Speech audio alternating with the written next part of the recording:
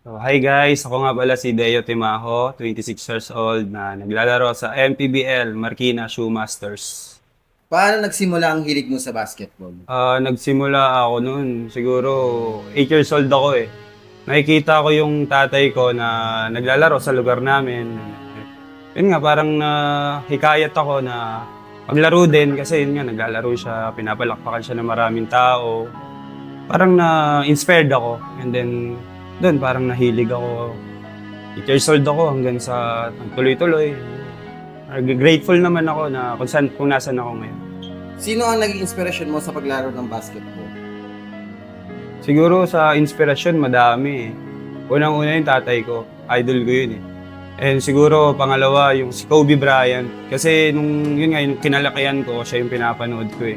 So parang yung mindset niya talagang kakaiba eh. So parang inspire ako sa kanya. Parang ginagaya ko siya. Yun lang.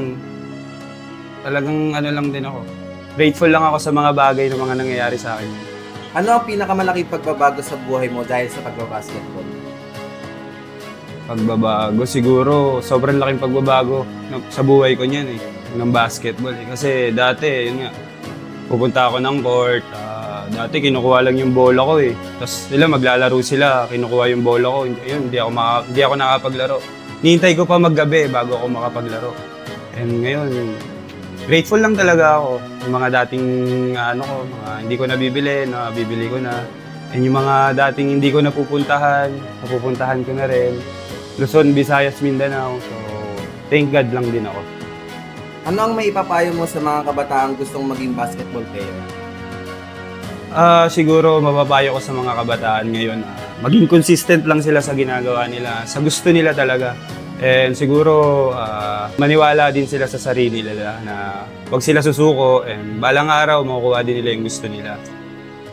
Tulad ko, dati nung bata ako, nangarap lang din ako na makapaglaro sa pro, maging pro player. And ngayon, siguro nakuha ko na rin. And siguro hindi lang din ako sumuko. Tulad nyo rin, sa mga kabataang nanonood dito sa akin, payo ko lang sa inyo na kung ano yung gusto nyo, huwag yung sukuan. Ano ang mensahe mo sa lahat ng mga sumusuporta sa iyo?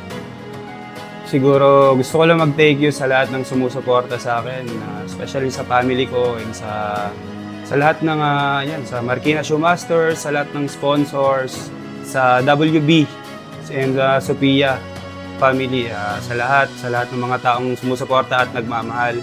And sa Kalos PH, gusto ko lang mag-thank you. Muli, ako nga pala si Deo Timajo, aka Mr. Suabe, ang tamad pero may pangarap na naglalaro sa MPBL Marikina Shoemasters.